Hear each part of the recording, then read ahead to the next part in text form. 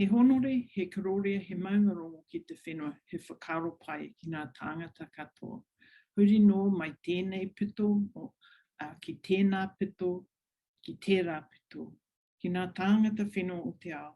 Tēnā koutou, tēnā koutou, tēnā koutou katoa. It's a great honour on behalf of Māori here in Aotearoa to acknowledge us all and the sovereign unceded lands we stand on, the waters, mountains and forests that sustain us, the ancestors whose dreams have inspired us, and the future generation for whose rights we fight. How wonderful it is to be gathered together for another Lime Connection, albeit electronically, in this really extraordinary time in world history that we find ourselves in. May our connection be fun and fabulous, authentic and creative, powerful and provocative, healing and radical. Tēnā koutou katoa.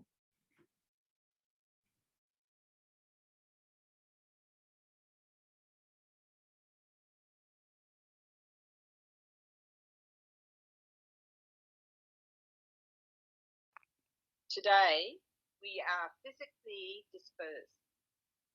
We gather virtually. So, I would like us to take a moment together to reflect the meaning of place. In doing so, we recognise the various traditional lands from which we join together today.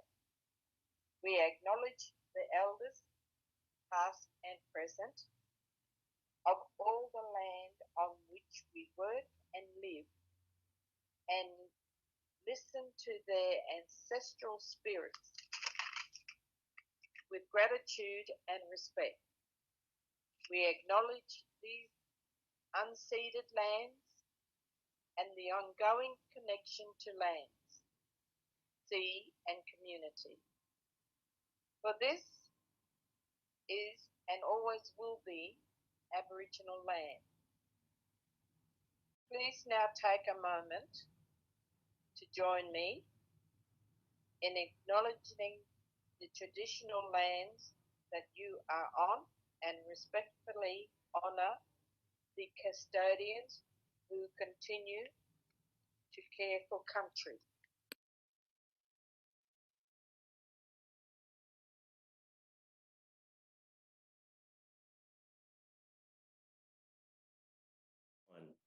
Who would have thought nearly 20 years ago when we met in Fremantle in somewhat different circumstances that the 9th Lime Connection would be taking place in the way that we are. Can I also acknowledge that most of us are on unceded lands and pay my respect to elders and those who have crafted the path on which we now tread.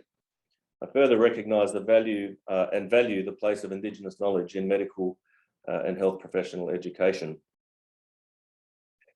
I'd also like to recognise that many people who are joining us today are in various forms of lockdown around Australia. We've all had different experiences of that over the last 18 months, and some find it harder than others. And if you are struggling, please reach out to your supports, your friends and your colleagues. We are in uncertain times. This is our first online conference, and congratulations to Associate Professor Lulon Bandler and the team who made this decision last year to ensure that we stay connected and work around the pandemic rather than just wish it away. Of course, we will miss the morning teas, the familiar and friendly faces, the gathering together, the flash outfits for the dinner. We will miss the human connection. However, we can still share our ideas, demonstrate our respect and gratitude for the work being done in Indigenous health, and to learn from each other. And we can look forward, I think, not only to this conference, but also to the next, when we will likely gather together again. I want to make particular mention of the Lime team led by Lilon over the past 18 months, who have adapted, supported each other and made great strides in showing how a team can work, which is dispersed across the country. From Melbourne to Sydney and Brisbane, and as part of the Lime community, indeed, all over the world. Our sponsors, who have already been listed on the conference webpage and will be mentioned at each session, continue to support this important work. Thank you. This year sees the establishment of the Dennis McDermott Memorial Award for Excellence in Cultural Safety. an award established by family, friends and colleagues to honour the memory of our erstwhile colleague, the late Professor Dennis McDermott. The applications for this inaugural award open today, so keep an eye out for how you can contribute to continuing Dennis's legacy by applying for the award. I want to mention that Caitlin Ryan, after a decade or so, will be leaving the Lime project and moving to another part of the University of Melbourne. Lime will miss Caitlin's leadership and management and mentorship. Of course, another thing we'll all miss together is an opportunity for a face-to-face celebration and recognition of her contribution. So enough from me to start and open the conference. I'm delighted to hand over to Dr. Jonathan Bullen. Jonathan will chair this opening session. And can I recommend to you one of his more recent publications, Decolonising the Indigenised Curricula, Preparing Australian Graduates for a Workplace and World in Flux, published in Higher Education Research and Development, no less. It's an excellent, timely and thought-provoking read. So without further ado, over to you, Jonathan, and I'm looking forward to hearing Tess. Thank you, Sean. Appreciate your kind words there. Well, welcome everybody, Kaya, as we would say in Noongar language. Welcome to this keynote opening session of the Lime Connection 9, Staying Connected. Good morning, ladies and gentlemen. We've lost Jonathan, so I'm just going to step in. I'm ill prepared, but I will do my best. We are very privileged today to have joining us for our first keynote for this unusual Lime connection in Tess Ryan. And I know that you will be as enthusiastic as me to hear from Tess, who a number of us follow with great joy on Twitter, and whose contribution over time has really shone a light for all of us. And we're very grateful, not only for you being present here today, Tess, but for all the work that you've done over these years. I hand over to you now, and I cross my fingers that this all works. Thank you, Tess. Much appreciated.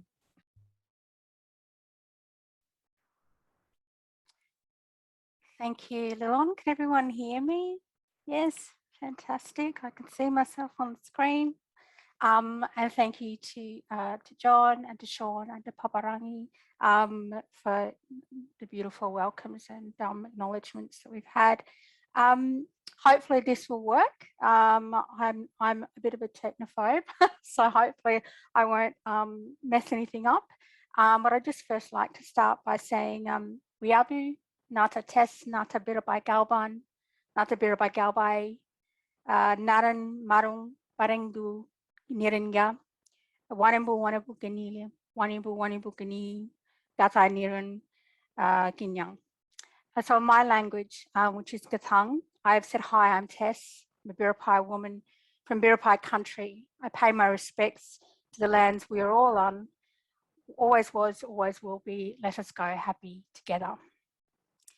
And I'd first like to acknowledge that I'm on the unceded lands of the Wurundjeri people of the Kulin Nation, and here in Naarm, Melbourne, and pay my respects to elders past and present. It is a genuine honour and privilege to be able to acknowledge country, to know that we walk on lands of the ancestors of some fierce and determined people, and to feel their spirit. I'd also like to acknowledge all of you joining today and acknowledge that you all come from cultural places that are embedded in your knowing and unceded. Thank you so much for joining me today. I'll just say that my discussion will use the term First Peoples regularly to relate to the many cultural countries and lands we all come from. I may from time to time use the terms black, mob, black fella. When I feel in good company and relaxed company, I tend to use that vernacular. I also have a bit of a slideshow of images to place on the screen because while I didn't want to give you death by PowerPoint, I also didn't want you to have to look at my mug for 45 minutes. So this won't run the whole time, but just some images that represent what I will be talking about to give you a visual representation. And I'll also say that my talk contains names and images of deceased First Peoples. So I will just share my screen.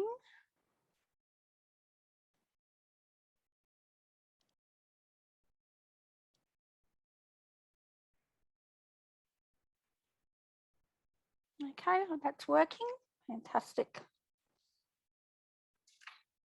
So my origin story is a mottled story, a mottled collection of histories that I'm desperately trying to collect, as those that hold the histories are leaving us.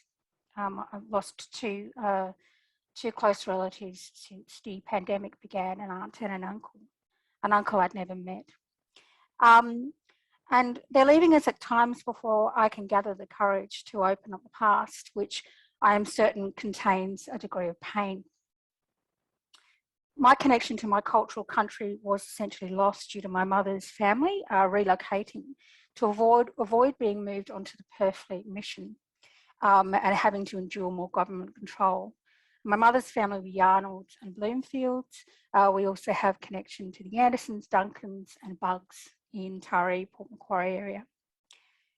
Mum was one of 10 children. That's her there with the dark brown, black pinafore. And remembers living in a humpy near Dingo Creek until the age of 6. Her father, Harry, was a fisherman, and Mum is still very adept at shucking oysters, a skill, unfortunately, she didn't pass on to me. They left Taree and moved to places such as inner city Sydney, Balmain, Surrey Hills, and later Moruya, which is on the south coast of New South Wales. And Mum often tells of having to always be dressed as neatly as possible. White socks pulled up, do everything they could not to look as though they weren't being looked after. Compliance begins early, and we don't often see it until time has passed by. I feel that my educational career has essentially been about reclaiming what was lost and embedding in others a strong sense of who they are and what they can achieve.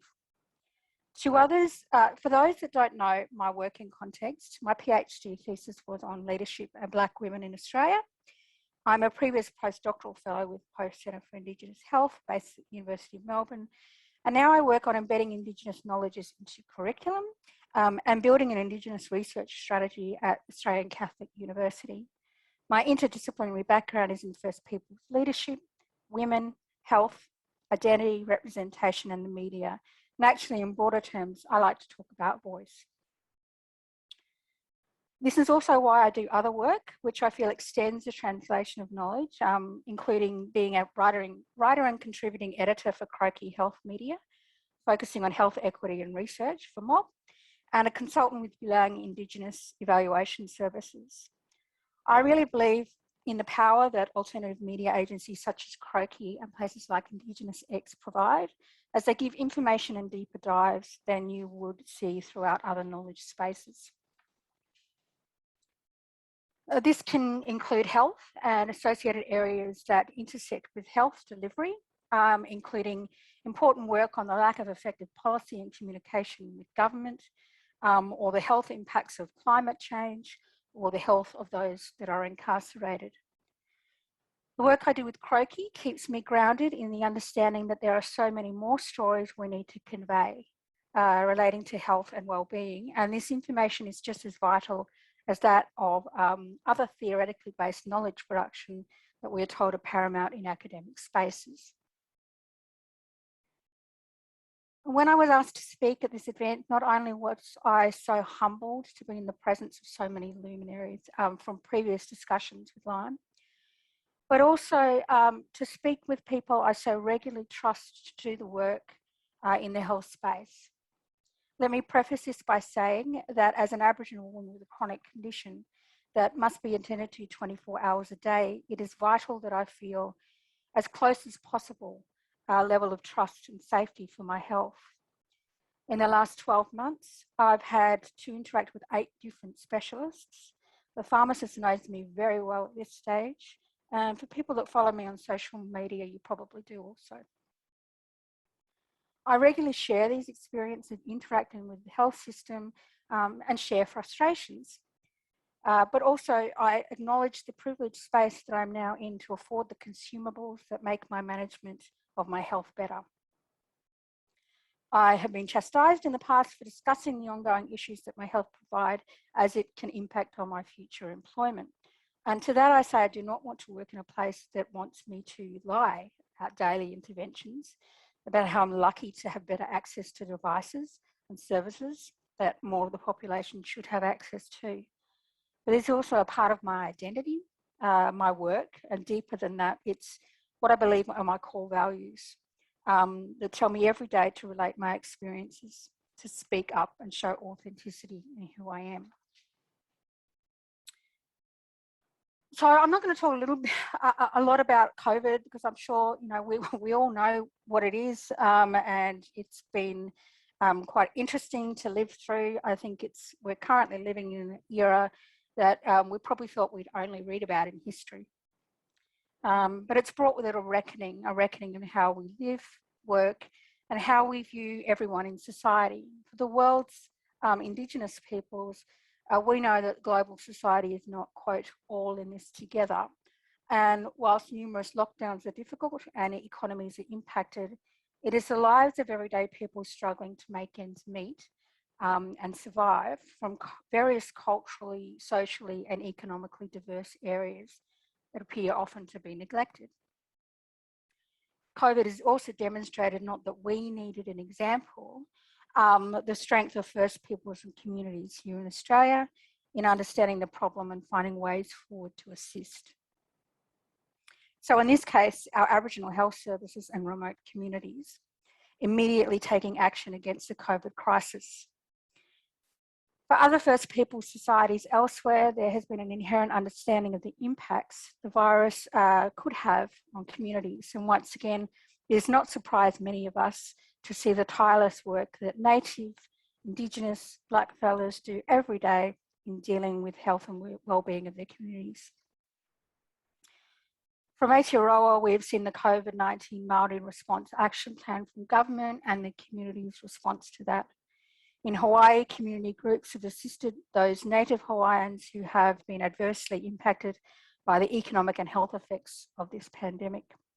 From an Australian perspective, we have seen vaccination uptake amongst the Aboriginal and Torres Strait Islander population due largely to communication strategies delivered by Aboriginal community-controlled health areas.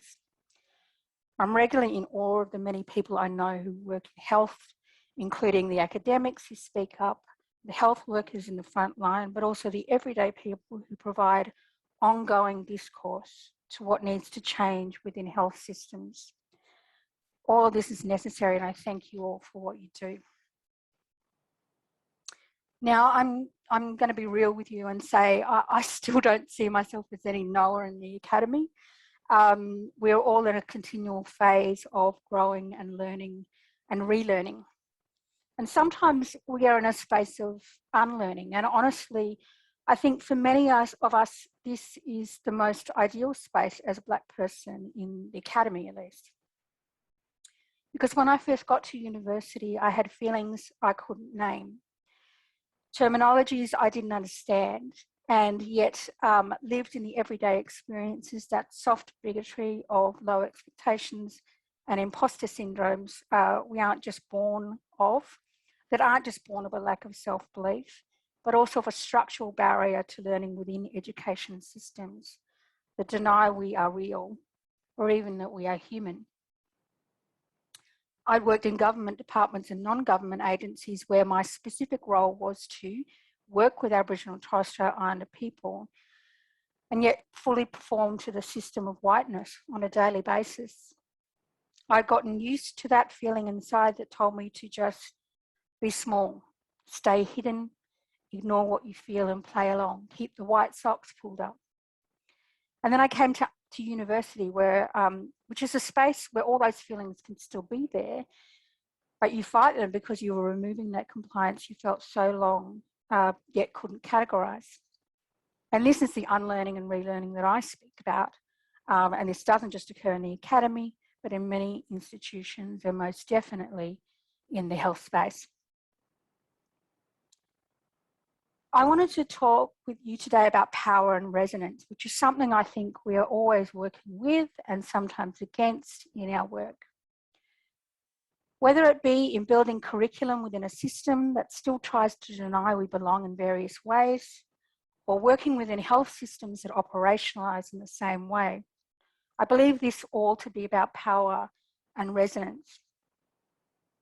The work I've done in my career is effectively about building up space, I'm trying in my efforts to disrupt systems that have existed in the belief that we as First Peoples are not necessary. And I choose my weaponry according to context. And by that I mean, in disrupting the hierarchies of power I see within academia, I attempt to build relationships that have power, authenticity and freedom to be who I am and say what I need to say. I'm neither here to play nice, nor am I here to destroy everything and sit amongst the rubble. Those ways and means definitely have impact. I'm not denying that, but it just isn't my way. I will still growl at people and something, and I'll still rant, but I will continue on with the jobs that need doing. And it is then that I feel the strength of my ancestors, my family, and my building of knowledge. When we consider power, we regularly place power in the hands of those who use it against us as people. We see systems of power as negative. We distill power into functions of oppression, rules, and discipline. This is, of course, to be expected, considering the colonial project, the unwritten contract that has been designed with us as a people in mind to breed out, assimilate, and mitigate our sovereign strength. Collectively, First Peoples have endured power over them since whiteness came into our various lands. We didn't sign that contract. We've had power over us and since, and must wade through the mess that has remained of that. But I often wonder what we consider of the power in ourselves and our blood to continue on despite that oppressive power that's been over us. The Black Lives Matter movement globally has demonstrated how our sense of taking power back can have impact. This is about justice, and health is a justice issue. The No DAPL movement is also about health and justice, as are countless other movements globally that impact on First Peoples. To me, everything is about justice, or rather pushing up against injustice and using whatever I have in my toolbox to fight that. And I know with the Lime keynotes and panels that are to come, you will no doubt be hearing more about health and justice, which relates directly to power and its imposition over First Peoples globally. I urge you all to go to those keynotes and panels. I think they're going to be amazing. And I've regularly spoken about what trauma does to the body, especially online, and the trauma caused by oppressive power and injustice can live deep within and reverberate out into our lives. This is what I mean when I discuss that compliance of my mother with the long white socks, or of me not having a voice. The struggles of First People is to subvert that power used to diminish us into what fuels us. Metis academic Kim Anderson said this when discussing power.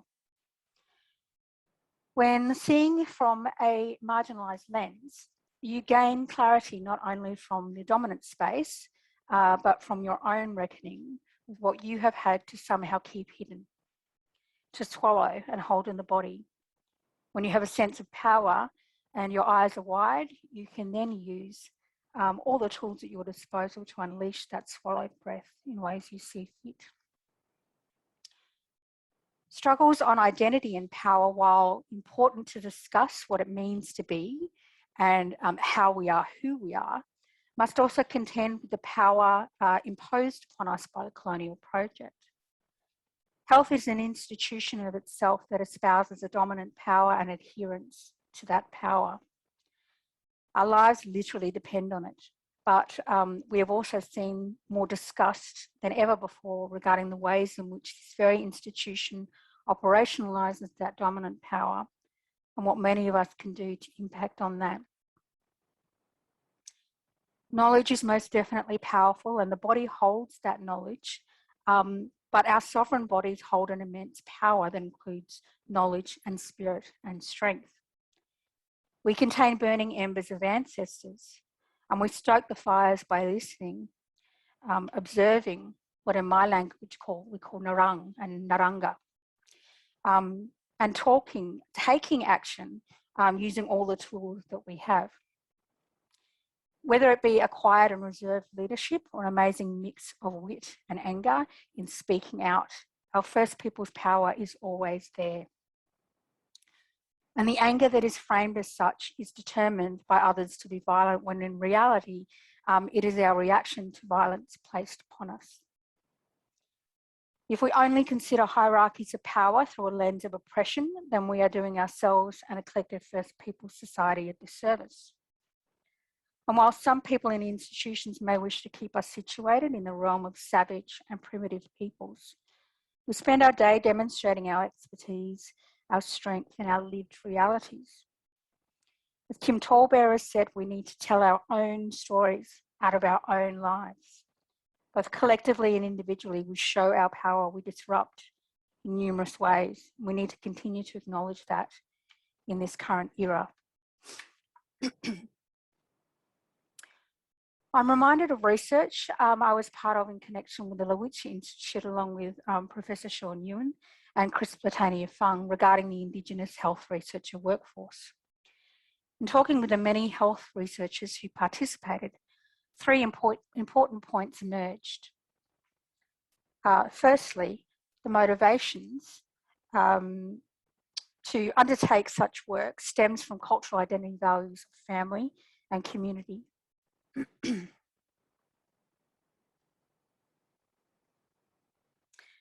Many of those who are now working in mid to high level research space started out as young health care workers in Aboriginal health centres. They had family with numerous chronic health issues. They had aunties and uncles who were visiting the centres regularly, or who even worked at those centres themselves, pushing them to do more, to learn more. The intrinsic motivation is something that flows through all of us in various ways. The second thing that was glaringly apparent was that our numbers are increasing across many areas of health education. We are building up a critical mass in areas of research. There are some amazing early career researchers following the footsteps of some luminaries that have come before. There are some in research who are now working in clinical practice, and I marvel at the level of their energy and power. So I wanted to put a question to you today. Considering the growth in health education for mobbers, what can we actually do with that critical mass going forward? What can we collectively and individually shift in understandings of health, of First Peoples, of education? So sadly, ridiculously, the responsibility is still on us. Although we want whiteness to do the hard work in addressing their own racism, they still need convincing. Barriers need breaking down. And some of that work is what we have been doing for decades, and yet more than ever, we now have opportunities to edge closer to equity and equality. Yes, we are in an atmosphere where there seems so much division between so-called left and right spaces. We see representations of ourselves in the media as still adhering to deficit, or we see the patronisation of our bodies when we are deemed the first of our kind. Many of us have been made the poster children for change management. The narrative of I was once a poor native, but through the assistance of whiteness, I am now free of the shackles. This was me early on in my academic work. My origin story was palatable to those that publicised me because it appeared that through the institution I was somehow made better. No longer homeless, no longer on welfare. But it wasn't the institution that actually rescued me. It was being in a community of Black students and unlearning what I was told to comply with prior to that moment. It was me learning not to pull my white socks up. And this brings me to the third discovery within the Lowitja research, one that I knew to be true, but it was great to see it emerge from the work, and that is the power of peers, all continuing in common journeys, and it's vital in this work. Many of us understand the concept of belonging, of community, and of communities of practice. What we give in the spaces of health and health education when we are together is a peer power that we share to build and to understand. I'm also reminded of the Teaching While Black series with Lime that ran a few years ago. and how important that was in gathering people that share the space. And at times, I think we need to keep building strong coalitions where we can join in the collective efforts for making things better in institutions for all of us. In so many ways, that is what Lime does. It is what we must do when in institutions where there may be few of us, which is the case in my institution. Our abilities to build groups of people with common goals and driving for change is what I regularly see as the core tenet of our leadership. And when I discuss resonance, for me, it is about how I attempt to work within the micro and the macro of my life.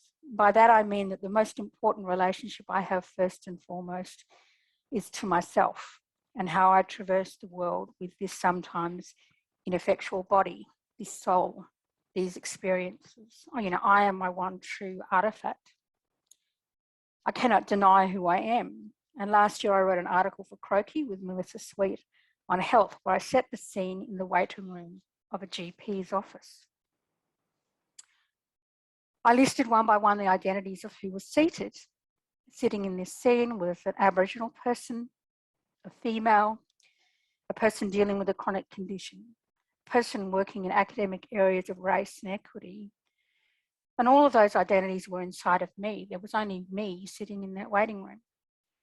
My body exists across planes and perspectives, and some of which I can park, but some that will always remain.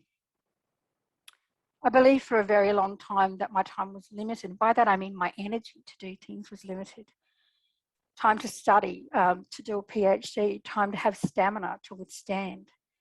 It made me want to use all I had within to push forward when I can. It hasn't been done in a linear way and not even in a usual and accepted way.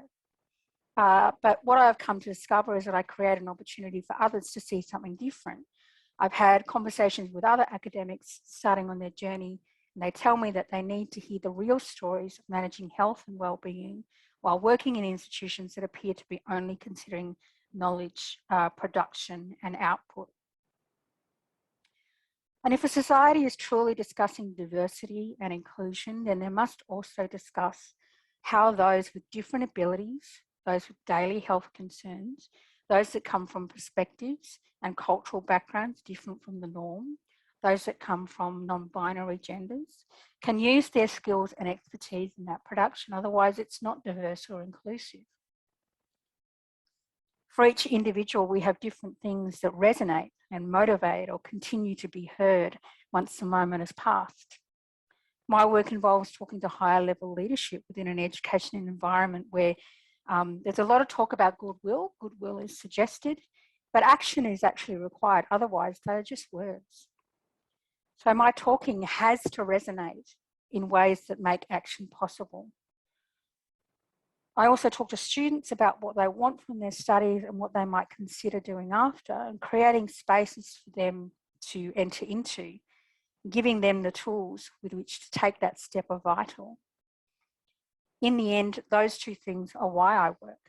I use resonance in my words to affect change, feel power within to sustain mob and shift notions for other students before they go out into the world and enact their disciplinary practice.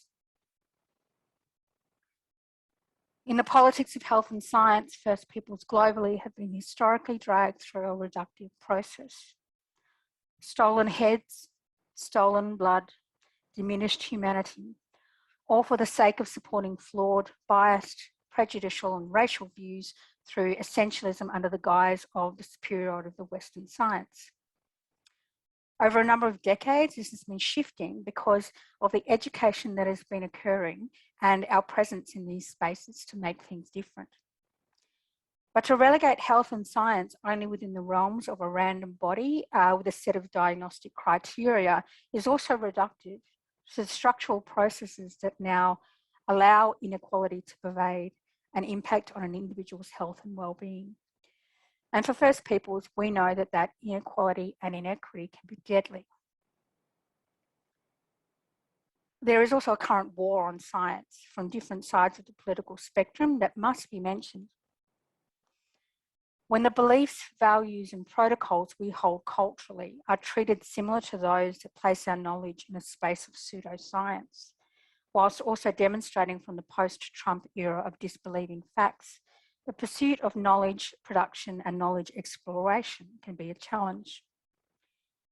This pandemic of misinformation is a wicked problem, and in the health science realm of First Peoples knowledge, we are contending with conservative mouthpieces denying that what we do is science, as well as denying our bodies as human that deserve dignity.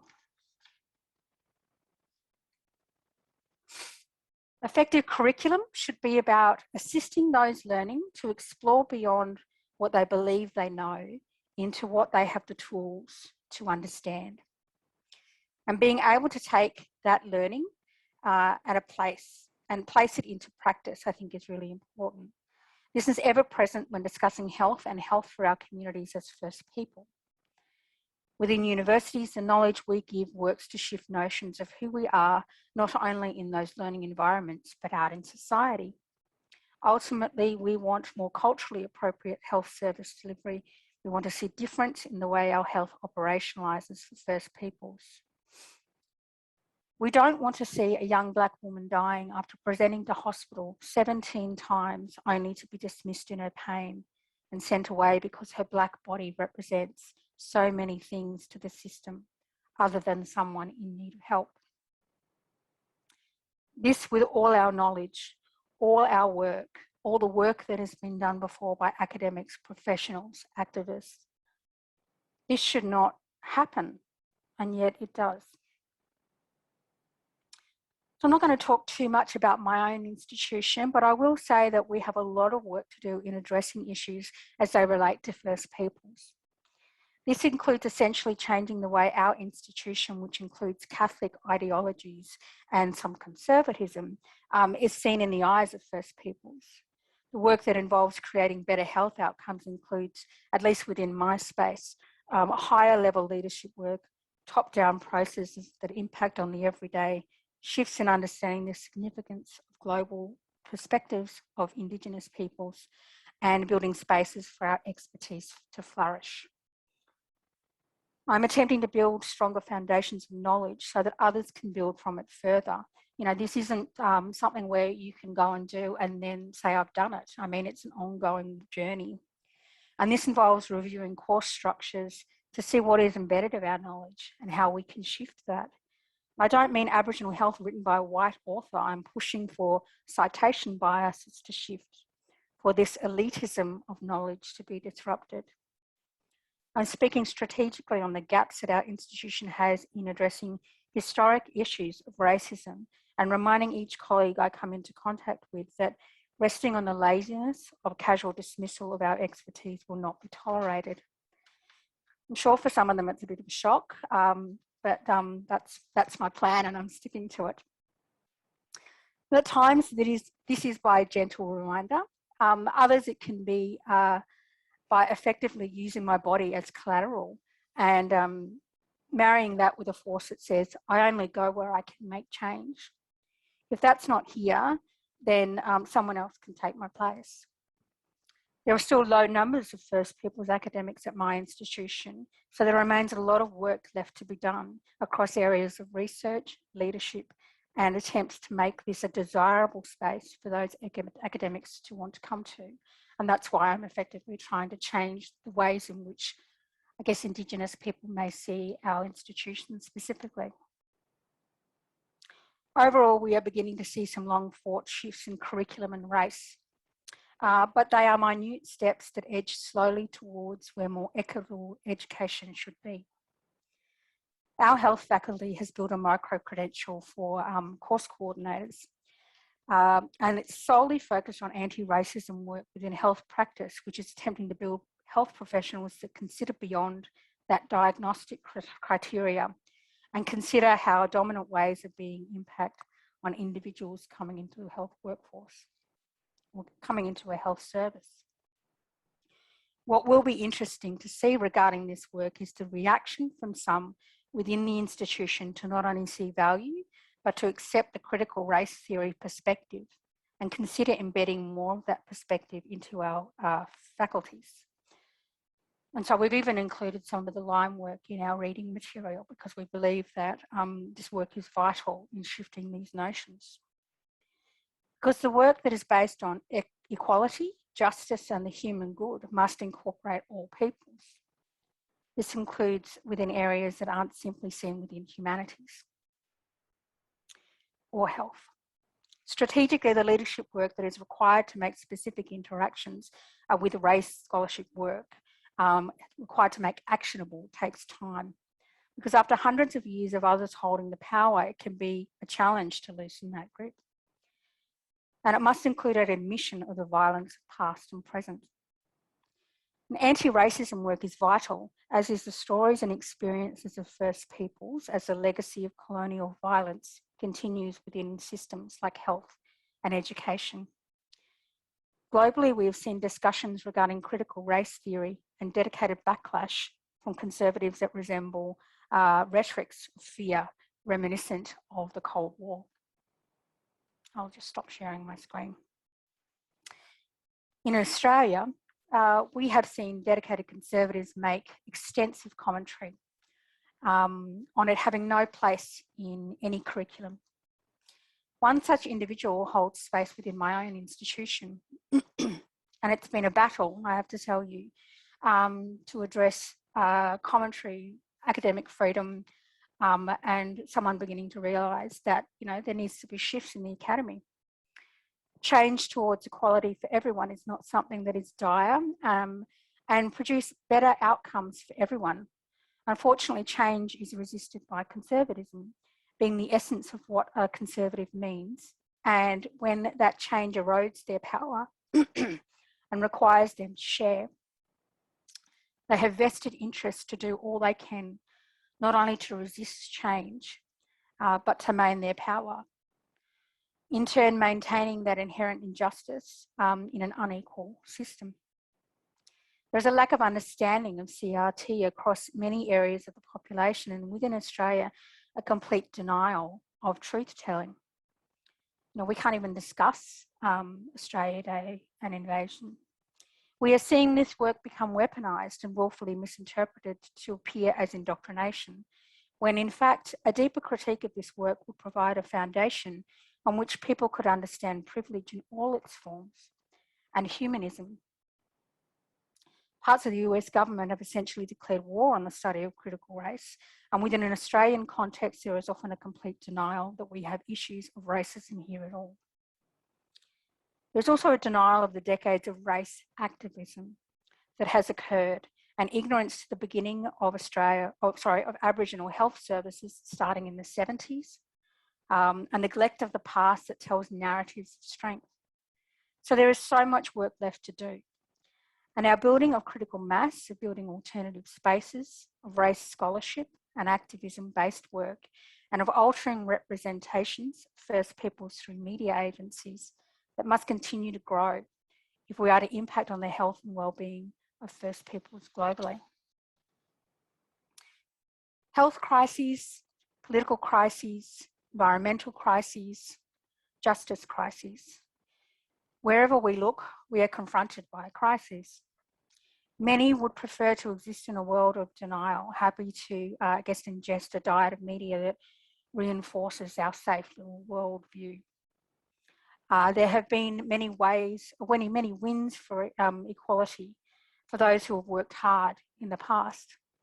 My talking to you today as a proud Biripi woman is but one example of that hard-fought road of putting the socks down and using my voice and learning that compliance.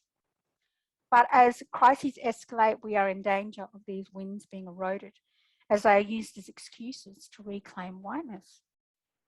Justice for all through equality in health, education, legal employment, as espoused, say, for instance, by the United Nations, should not be taken for granted. Otherwise, all that has come before can in the blink of an eye be lost again.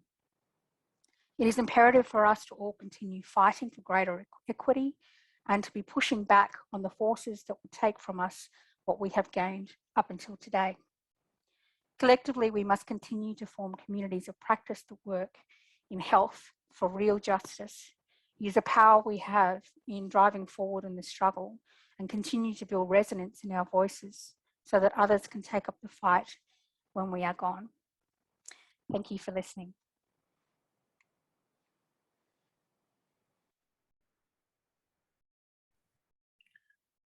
Thank you, Dr. Ryan. Beautifully, beautifully spoken. I hope people can hear me. I know I had a few difficulties earlier, so I'm hoping that you can hear me. Thank you so much, Tess, for the sharing of your story and your experience and your knowledge. For me, you speak to the complexity of so many First Peoples, the intertwining of historical, contemporary experiences through everything we do, personally and professionally. It was almost as though you were telling, well, my story and, you know, those of my families as well. So beautifully spoken. I'm sure it resonates with many of the listeners here today. So once again, thank you. I'm also sure that the viewers will have many questions of you. So be prepared for that. But first, let's have a break for a few minutes. We're going to break for 10 minutes. So give you a chance to have a stretch, grab a drink of water, go to the loo, and reflect on, you know, the presentation from Dr. Ryan. Please post your questions in the chat throughout the break. I'm sure you'll come up with new things to ask later as well. That's fine. But if you could please return, what are we now, 9:50 here in Perth, so about 10 o'clock my time, whatever that may be in your location. And be ready with your questions. And I'm sure Dr. Ryan will have some fantastic responses for you as well. See you soon, guys. And welcome back. What I'm going to do really briefly, in a moment I'll throw to Shane and Leland to take questions, but I'm just going to do a little bit of housekeeping. Hopefully I don't drop out in the middle of this housekeeping as I did earlier. Leland's on the ready. Just remind people that the session will continue to be recorded through the Q&A. You feel free to share on social media. Hashtag Lime staying connected. Please don't share links and passwords, but by all means encourage your friends and colleagues to register through the Lime Connection website. Leland, over to you. Thank you, John. And I might just start by saying thank you, John, for chairing this session, and commiserations on your technical challenges. And I'd actually like to start with a question from our participant, Nicole, who has asked, actually, Jonathan, if you wouldn't mind introducing yourself. And she lives on Noongar land, and she's curious about your work. Yeah, sure. All right, I'll try to keep it brief because I don't want to steal any of Dr. Ryan's thunder. I'm very mindful of that.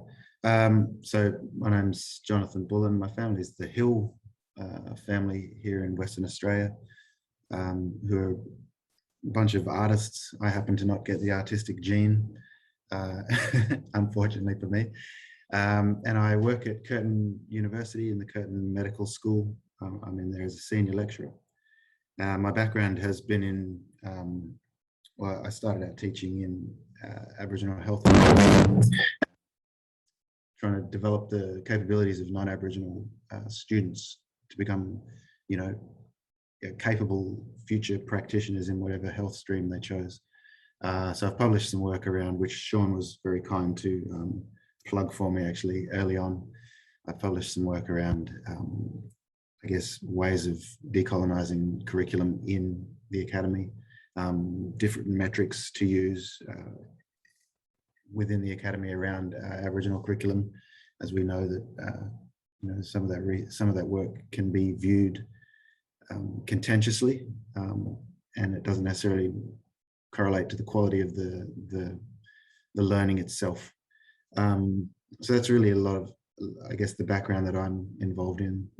And if there are other things you would like to know, by all means ask those as well. But I'll stop there and I'll hand it back to Leland so that Tess can have questions thrown at her. Cheers. Thanks, John. And I might start our questions to you, Tess, with one from our participant, who has thanked you for your beautiful presentation, and that I'd like to echo those thanks. And he says, you mentioned that your work involves reviewing course structures, to see how Indigenous knowledges are embedded in the curricula. Are you specifically referring to undergraduate courses or postgraduate courses? Is this across all fields in health education? And can you please clarify whose Indigenous knowledge are you looking at embedding in the curricula? So there's 3 questions. Is this about undergrad or postgrad? Is this across all fields in health education? And whose Indigenous knowledge are you looking at embedding in the curricula? Great. There's a lot of really good questions in that question, so that's good. So first and foremost, I guess with my institution, we focus on, there's quite a lot of nursing students within our Faculty of Health Science. We have sort of a physio space, we have a speech pathology space. We don't necessarily have medicine as such, and we have a lot of sociology space as well. So currently I'm actually just working in sort of building some of the undergraduate spaces that we do. So the work that I do within the learning and teaching space is someone will come to me and say, you know, I'm building a curriculum, you know, how do I go about it? And, you know, really it's about making sure that they incorporate at as many levels as they possibly can, Indigenous curricula. So, and it even starts at things like, you know, what's their learning outcomes? You know, does it involve Indigenous peoples or specifically Aboriginal and Torres Strait Islander Australian peoples? We are also trying to incorporate, you know, sort of the global Indigenous space. But I think with our institution specifically, it is about, we need to sort of make sure that we're building strong foundations. And there have been people that have done the work there before me. But I feel like right now there's a push in our specific institution to make sure that Indigenous knowledge is actually incorporated across all curriculums. So not just in health space, obviously, and not just in health and education, but we're having conversations in the law and business space as well. And we're also getting them to understand how within these specific areas, these specific disciplines, there's a health aspect as to how things like over-incarceration might impact on, you know, an Indigenous person's health when there's so many people of us, you know, Indigenous people incarcerated.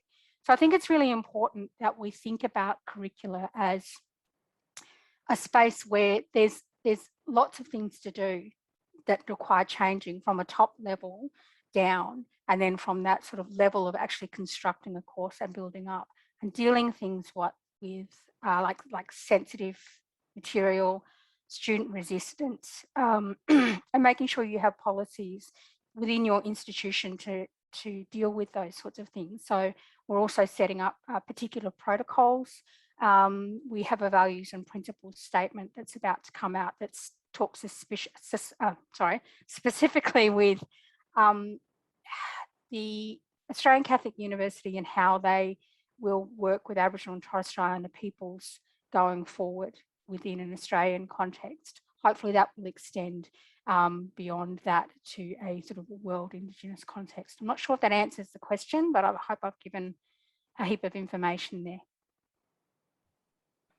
Thank you, Tess. And can I take this opportunity to encourage other participants to post in the Q&A?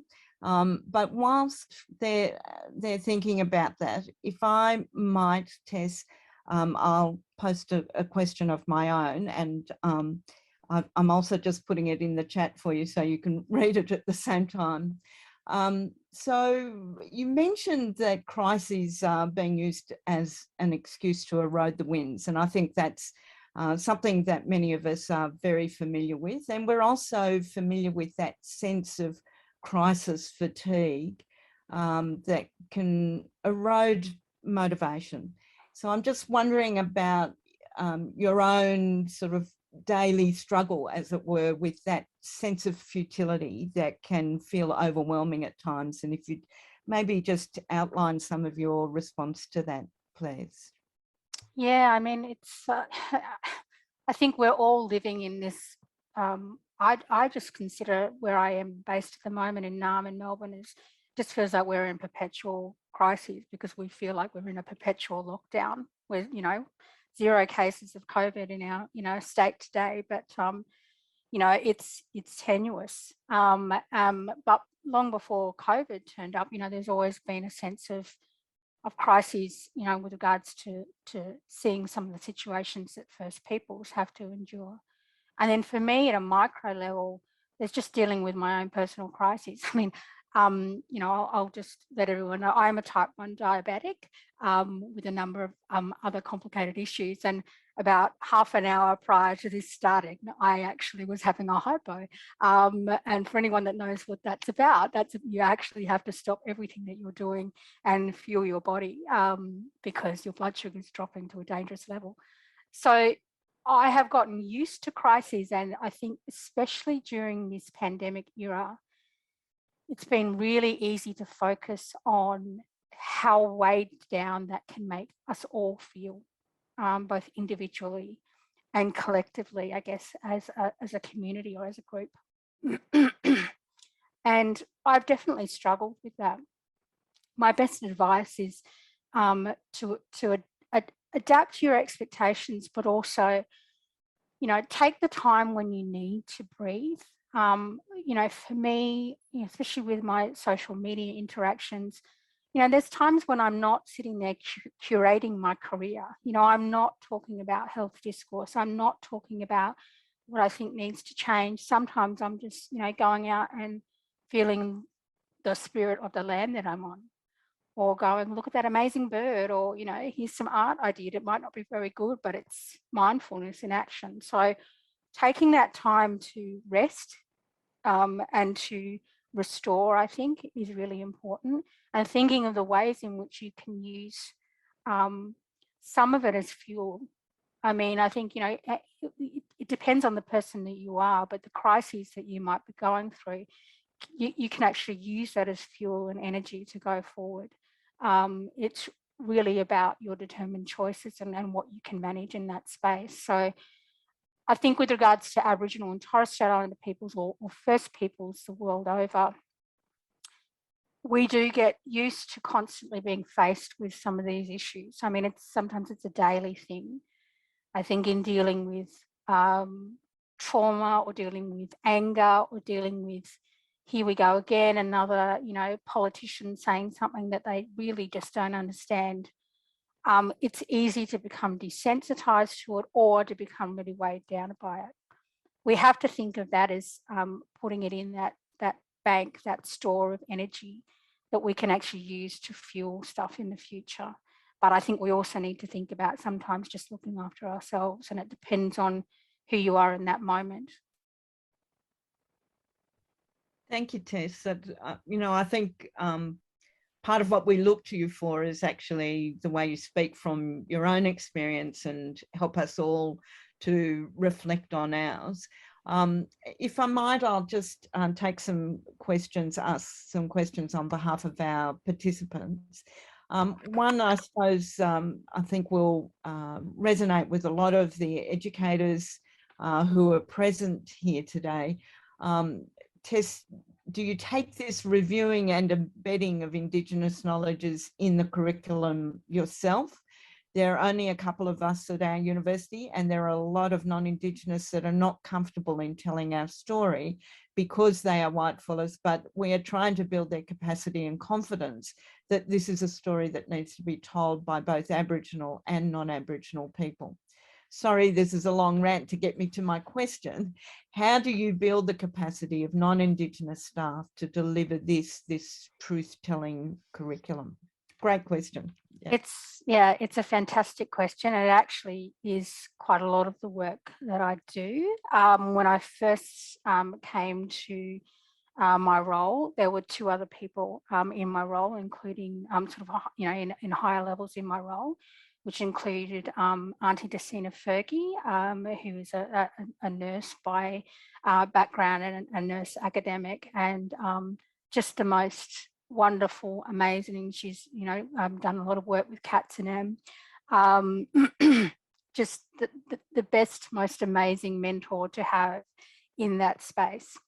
And another gentleman that now works in the education space, Aboriginal gentleman, and we did some workshops throughout that first year called the Winangali workshops for non-Indigenous people and how they could work to embed these knowledges. And the experiences that came from that was that we realised that only the people that are interested are going to come. So, you know, the people that are like, oh, you know, I can't do this, or I don't want to do this, or I'm afraid to do this, aren't necessarily going to come. So the brave and wanting, the motivated people will come and still show a sense of sort of fragility in that space. So what, you know, I was really amazed with was the amount of fear that came with coming to those workshops. I thought that was quite strange to me because, you know, I wanted them to feel like it was a safe space, even if they were going to say something that was, you know, completely not appropriate. So we did that work. And then afterwards, we did a confidence survey. So just to interview some of the facilitators of training, some of the course coordinators, and find out what they felt culturally confident in doing. And, you know, once again, obviously health, I think health, allied health and the education space were probably the strongest spaces. But if you look at the metadata, there was still quite some areas in that space where they didn't feel very confident. You know, and some people had issues with certain terminologies like white privilege and things like that. So that was really fascinating as well. I think the best thing that we can do is try to make it accepted and demystify some of the knowledge, and also make sure that people don't just relegate Indigenous knowledges into a space of mythology or, you know, this romantic and almost sort of fetishized space. You know, we're not all standing on mountains on one leg, you know, wearing a lap holding a spear. You know, we all have sort of various degrees of expertise and knowledge in these spaces. So that's why I think citation bias is important to deal with. So it's sometimes it's not just working in that macro, in the micro level of one-on-one people. It's actually making sure that the library understands that they need to have more open access journals where Indigenous people might be cited. You know, and the review committee that I sit on, that they don't only think that, isn't it great, you know, that we have great Australian Research Council funding, and it's because of our high graded journal citations. And so then I have to step in as the only black fellow on the Research Council to say, well, actually, Sandy O'Sullivan just received a $7 million ARC grant, and you know, a lot of her work, you know, their work is focused on in Indigenous X. So trying to get them to shift their notions across all of these different levels, it's a lot of work. But the one thing that I know that I have in my space, and I don't like the word allies, maybe I'd say aligned. We have some aligned people that have really done the work. And with regards to that micro-credential I was talking about, that's mostly been done by non-Indigenous people really looking at some anti-racism work and looking at how they can actually affect health practice so that the nurses and the physios and the speech pathologists go into those environments and don't just do what they've considered to be the dominant space, if that makes any sense. Yeah. Thank you. And I might just continue with another question from our participants. My apologies for my mispronunciations, but Tēnā koe, Tess, a deep and heartfelt presentation. I hear and feel your stories. As an earlier career researcher, I find academia conflicting in so many ways. And when I go home to family and community, I find it hard to communicate my academic world. Any advice? Yeah, and for me, it's a bit like that insider outsider, and where are we inside and where are we outside? I guess in those research sort of paradigms and in community and with family. I think I guess it depends on where you're sitting with regards to the research space within the institution. And I think everyone's journey is kind of individual. You know, there's definitely, and that's why I spoke of my personal journey that sort of trying to shift the compliance levels and trying to unlearn things that have been so dominant in my thinking prior to coming to university. And I think that, you know, I know I'm the youngest of 4 in my family. We're all getting on a bit, but they really don't have an understanding of what I do. And what I really care about is that I'm happy. And they don't necessarily challenge me on the work that I'm doing because they don't actually have the detail as such. They just know that what I'm doing is trying to impact on change. So I'm not sure if that really answers that part of the question there. I think with regards to the academy, one of the tensions that I have found in the Indigenous academic space is that we're often talking about health and well-being. We're often talking about looking after one another and being communal in that space. But then that's juxtaposed with the academic arena of do more, write more, produce more, be more, you know, be online more, present more, and all that sort of stuff. And in many ways, my chronic health condition is a blessing in that space because I do my best not to get tied up into that thing because I know that I literally can't. You know, I have to inject my body 5 times a day. I have to, you know, go and see an ophthalmologist once a year and get laser treatment so I don't go blind. I've got to do these things, and writing can just wait. And sometimes I wish that other people that had those or that don't have that experience could understand what that's like and realize that even if you're not doing the level of work that people are telling you that you should be doing, you're still doing work. And even when you're going into these health spaces, as I said, it's a multiple identities in one in the GP office. It's still work for me because it's thinking about how I take that into my work. So yeah, I guess that would be my advice, is to think in those ways, you know. And to take time out.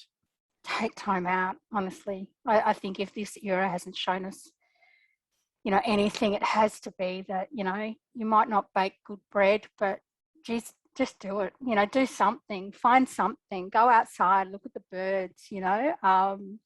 For me, to be actually able to go outside, whether it be wearing a mask or not, and stand by the ocean or watch, you know, a bird, a sparrow, you know, eating on something, is time that is nurturing to me. And that might not be what it is for you, but find something that you can take that time out to breathe and feel centered within yourself. Thank you. And another question from a participant. Thank you, Dr. Ryan. Your presentation was so engaging.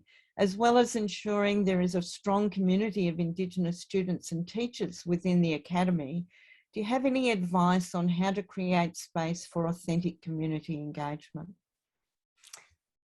So it's really interesting that this is brought up because I guess in many ways I have multiple roles within my university, and one of them at the moment is in building what I was talking about before with regards to this values and principles statement.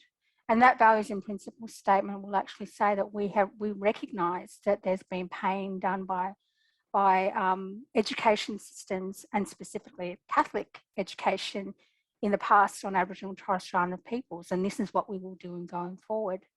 Extending beyond that, we're also working on a new community engagement protocol.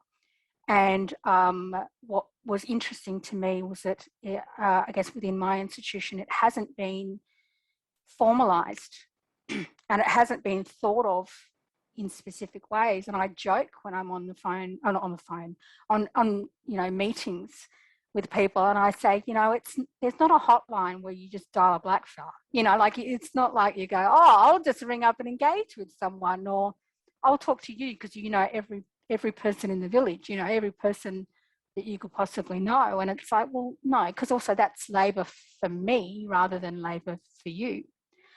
So I think it's really important in building this community engagement protocol that we're talking about doing, is thinking about the multiple levels of engagement that could happen. And that includes Aboriginal and Torres Strait Islander staff and students within the university. So how is the university engaging with us? How is it engaging with, how are faculties engaging with health services when they go out to organise placements? how are we engaging with community specifically if we want a guest lecturer, or we want an elder to come in? Are we just ringing them up and they've never heard from us before and no one's built any relationship with them whatsoever, and then they expect a yes to that? It's a big job that we're doing, but it's a really important job so that they begin to understand. And then beyond that, it's actually about maintaining that relationship and maintaining those partnerships and that protocol, because someone can say they do it, but then they might only contact, some community org for placement, at the beginning of every year, and then, the placement might not hear from them anymore. How is that addressing specific needs of that community organisation? It's not. We had one person in the survey, in the meetings, he said, we had people just come along with bags of promotional material and they decided that was them giving back. And it's like, we don't need another USB, we don't need another pen. So I think it's really important that they think about these things and work on them better. It's actually about investment and co-design and sharing the space with someone, not going, we're whiteness, we're coming to give you this stuff that you don't need, but we'll take all this sort of stuff from you that is precious that we do need. So I get, and I mean, I only hope that I can do it justice in myself and the other people that are doing it, in building that space so that it is nurtured and it's stronger going forward. Because we also have a national footprint of our university, or semi-national footprint. So it's not just one community. It's about 8 different campuses and aligned communities there. Thank you, Tess. I'm going to throw back to our chair, Jonathan, but thank you for taking and fielding questions. No worries. Thank you, Leland. Beautifully spoken, Tess. And so many of those things resonate so strongly with me in my own institution and many of my colleagues here in the West. So I hope that people took something really strong out of that. And once again, just a really heartfelt thank you, Tess. It's actually maybe worth mentioning, it's the first time I've really had any conversation or been able to listen to you for such a long time, Tess. And meeting you just the other day, and it's been a real privilege of mine. So thank you personally. Shane, I think has placed, he's placed the survey into the chat. So if viewers want to jump in there and just give feedback on the session, obviously it's not the same as being in person, but we make do with what we can via the online medium. And I haven't dropped out yet, so that's also a real bonus. I'm pretty stoked by that. The link is in the chat. Yep, you can see it. During this time, I'm just going to read out a few thank yous to our sponsors, of which there are quite a few. So the Medical Deans of Australia and New Zealand, the Maori Practitioner Association, Te Ora, Australasian College for Emergency Medicine, the Royal Australian and New Zealand College of Ophthalmologists, the Royal Australasian College of Medical Administrators, the Royal Australasian College of Physicians, the Royal Australian College of General Practitioners, the Australian and New Zealand College of Psychiatrists, Medical School Deakin University, and the Medical School University of New South Wales. Thank you for your sponsorship. We really appreciate it. Supporting Lime and doing what we do. If you want to connect with other conference delegates, you can find their email addresses in the password protected delegates page at limeconnection.net.au. Don't share that with others, please. The Lime Network is on Twitter, Facebook and Instagram, the official conference hashtag Lime Staying Connected. And at this point, we're getting ready to move you into random breakout rooms if you want to connect with one another as we would do in person on country. It's an opportunity to chat, catch up, have a yarn, link up, debrief, share research notes, ask more questions. There's no obligation to join, but it is a good space in lieu of not being able to do it in person. The Lime experience is that, you'll see people you haven't seen for quite a while, that you or that you haven't seen in years. So it's a good way of doing that. And the other thing is, if you see someone that you don't want to talk to, well, they can't actually physically see you, so you can avoid them too. Works in all ways, the benefits of online.